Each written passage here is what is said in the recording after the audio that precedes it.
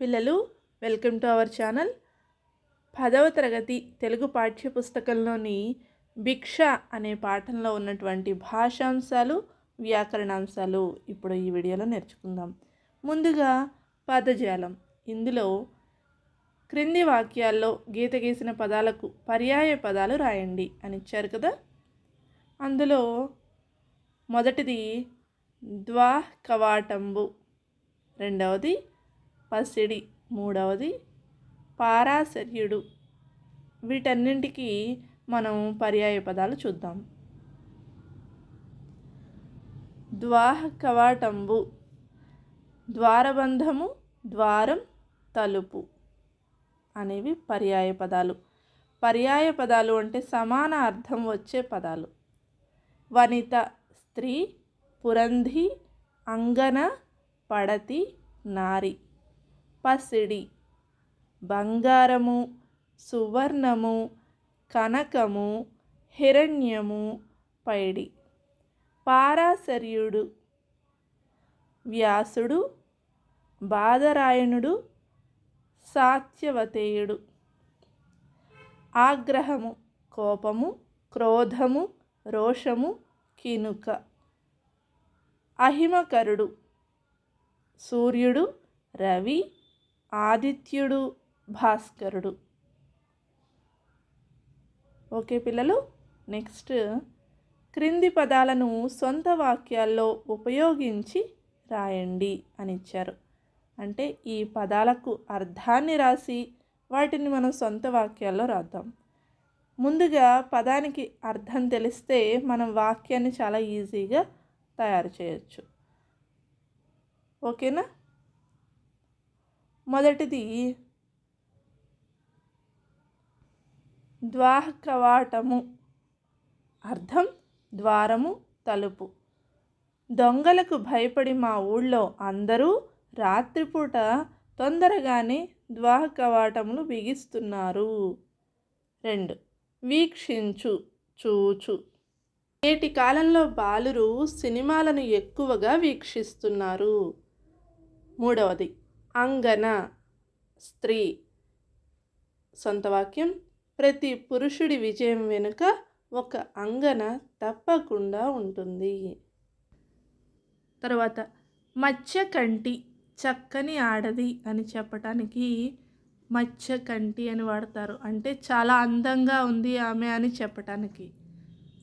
సొంత వాక్యం: తెలుగు సినీ నటీమణులలో శ్రీదేవి చక్కని మత్స్యకంటి. శ్రీదేవి మత్స్యకంటి అని మనం సొంత వాక్యంగా రాయొచ్చు. కుందాడుట నిందించుట. గురువులు శిష్యుల తప్పులను ఎత్తి చూపి కుందాడుట మంచిది కాదు. అంటే శిష్యులు చేస్తున్న తప్పులను పదే పదే ఎత్తి చూపించటం మంచిది కాదు అని ఇక్కడ సొంత వాక్యంగా ఇచ్చారు. నెక్స్ట్ భుక్తిశాల, భోజనశాల. పెళ్లివారు భుక్తిశాలలో పలహారాలు తింటున్నారు. ఇది సొంత వాక్యం. తర్వాత క్రింది వాక్యాలలోని నానార్థాలను గుర్తించి రాయండి అని ఇచ్చారు కదా. మొదటిది వీడు అంటే ఇక్కడ అర్థం ఏమిటి? ఈ మనుష్యుడు. పట్టణము వదలుట. రెండవది లెస్స, మేలు, చక్కని, మంచిది. అంటే లెస్స పలికితివి అంటే చక్కగా చెప్పావు అని కూడా అర్థం అన్నమాట. తర్వాత గురుడు ఉపాధ్యాయుడు, తండ్రి, బలీయం అని అర్థాలు, నానార్థాలు. తర్వాత క్రింది ప్రకృతి పదాలకు సరైన వికృతి పదాలను ఎంపిక చేయండి. విద్య వికృతి, విద్యే. భిక్షము వికృతి, బిచ్చ, బిచ్చము. భిక్షముకి బిచ్చము, భిక్షకి బిచ్చ. ఓకేనా. యాత్ర జాతర. మత్స్యము, మత్స్యముకి మత్స్యము వికృతి పదం. ఓకే. తర్వాత వ్యుత్పత్త్యర్థాలను రాయండి. అంటే అర్థం అంటే చిన్న పదం అర్థం ఇస్తే సరిపోదు, వివరంగా రాయాలన్నమాట. మనం ఇప్పుడు వివరంగా ఇక్కడ చూద్దాం. గురుడు అజ్ఞానమనడి అంధకారమును తొలగించువాడు ఉపాధ్యాయుడు. వనజము అంటే అర్థం వనమునందు పుట్టినది. మూడవది అర్ఘ్యము పూజకు తగిన నీరు. పాద్యము పాదములు కడుగుకొనుటకు ఉపయోగించే నీరు. పారాశర్యుడు పరాశర మహర్షి యొక్క కుమారుడు వ్యాసుడు. నెక్స్ట్ వ్యాకరణాంశాలు. క్రింది ఈ పద్యపాదాల్లోని సంధులను గుర్తించి సంధి సూత్రాలను రాయండి. ఈ పాదాల్లోని పదాలను తీసుకుని సంధి సూత్రాలను రాద్దాము విడదీసి. పుణ్యాంగన పుణ్య ప్లస్ అంగన సవర్ణ దీర్ఘ సంధి. సూత్రం ఆ ఈ ఊరులకు అవే అచ్చులు పరమైనప్పుడు వాని దీర్ఘాలు ఏకాదేశంగా వస్తాయి. తర్వాత భిక్ష ఇడదయ్యే భిక్ష ప్లస్ ఇడదయ్యే భిక్ష ఇడదయ్యే ఎడాగమ సంధి. సూత్రం సంధి లేని చోట అచ్చు కంటే పరమైన అచ్చునకు ఎడాగమం వస్తుంది. ఇడదయ్యే ఇడదు ప్లస్ అయ్యే ఎడదయ్యే ఉత్వ సంధి. ఉత్తునకు అచ్చు పరమైనప్పుడు సంధి నిత్యంగా వస్తుంది. సూత్రం అర్థమైంది కదా. ఉత్తునకు అచ్చు. ఎడదులో ఎడదు ప్లస్ అయ్యే ఉకారానికి అచ్చుపరమైంది.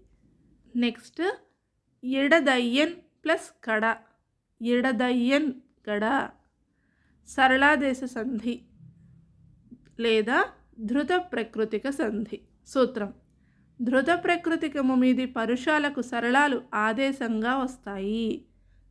అర్థమైంది కదా. ధృత ప్రకృతికము అంటే నకారం. ఎడదయ్యన్ ఇందులో చివర ఏమొచ్చింది? నకారం వచ్చింది. నకారానికి పరుషాలు పరుషాలంటే కచట తపలు పరుషాలు పరమైనప్పుడు అది సరళాదేశ సంధి అవుతుంది. రెండవ సూత్రం ఆదేశ సరళాలకు ముందున్న ధృతానికి బిందు సంశ్లేషలు విభాషగా వస్తాయి ఆదేశ సరళాలకు. నెక్స్ట్ అర్ధాంతర అన్యాస అలంకారం గురించి చూద్దాము. ఇక్కడ కొన్ని వాక్యాలు ఇచ్చారు చూడండి. అసలు అర్ధాంతర అన్యాస అలంకారం అంటే ఏమిటి, దాని లక్షణం ఏమిటో చూద్దాం. చూడండి ఇక్కడ ఇస్తున్నాను మీకు. అర్ధాంతర అన్యాస అలంకారం లక్షణం విశేష విషయాన్ని సామాన్య విషయంతో కానీ సామాన్య విషయాన్ని విశేష విషయంతో కానీ సమర్థించి చెప్పడమే అర్ధాంతరన్యాస అలంకారం. మొదటి వాక్యంలో శివాజీ కళ్యాణి దుర్గాన్ని సాధించడం జరిగింది. ఇది విశేష విషయం. వీరులకు సామాన్యం కానిది ఏదీ లేదు కదా అనేది సామాన్య విషయం. విశేష విషయాన్ని సామాన్య విషయంతో సమర్థించాం. తర్వాత చూస్తే గొప్పవారితో ఉన్న సామాన్యులను గౌరవించడం సామాన్య విషయం. పువ్వులతో పాటు దారం సిగనెక్కడం విశేష విషయం. ఇలా విశేష విషయాన్ని సామాన్య విషయంతో కానీ సామాన్య విషయాన్ని విశేష విషయంతో కానీ మనం పోల్చి చెప్పడమే అర్ధాంతరన్యాస అలంకారం. ఈ లక్ష్యాలకు సమన్వయం రాయండి అని ఇచ్చారు కదా. హనుమంతుడు సముద్రాన్ని లంఘించాడు. మహాత్ములకు సాధ్యం కానిది లేదు కదా. ఇక్కడ చూడండి సమన్వయం చేద్దాం మనం. ఇక్కడ ఏ అలంకారం ఉంది? అర్ధాంతరన్యాస అలంకారం ఉంది. ఎందుకని? హనుమంతుడు సముద్రాన్ని లంఘించాడు అన్నది విశేష విషయం. మహాత్ములకు సాధ్యం కానిది లేదు కదా అనేది సామాన్య వాక్యం. ఇక్కడ సామాన్య వాక్యంచే విశేష వాక్యం సమర్థించబడింది. కాబట్టి ఈ వాక్యాలలో అర్ధాంతరన్యాస అలంకారం ఉంది అని మనం ఖచ్చితంగా చెప్పచ్చు. తర్వాత మేగుడంబుదికి పోయి జలంబు తెచ్చి ఇస్తాడు. లోకోపకర్తలకిది సహజ గుణము. సమన్వయం చేద్దాం చూడండి. పై వాక్యాలలో అర్ధాంతరన్యాస అలంకారం ఉంది. ఇందులో మేఘుడంబుదికి పోయి జలంబు తెచ్చి ఇస్తాడు అనేది విశేష వాక్యం. లోకోపకర్తలకిది సహజ గుణము అనేది సామాన్య వాక్యం. ఇక్కడ సామాన్యముచే విశేష విషయం, సమర్థించబడింది. కాబట్టి అర్ధాంతరన్యాస అలంకారం ఉంది అని చెప్పచ్చు. ఓకే పిల్లలు, తర్వాత మిగతా అంశాలన్నింటినీ మన ఛానల్లో క్లియర్గా వివరిస్తున్నాను. పాఠాలు, ప్రశ్నలు, సమాధానాలు, వ్యాకరణ అంశాలు అన్నింటినీ చక్కగా మీకోసం ఎంతో కష్టపడి వివరంగా నేను వీడియోస్ తయారు చేసి షేర్ చేస్తున్నాను. తప్పకుండా ఫాలో అవ్వండి, సబ్స్క్రైబ్ చేసుకోండి. Thank you.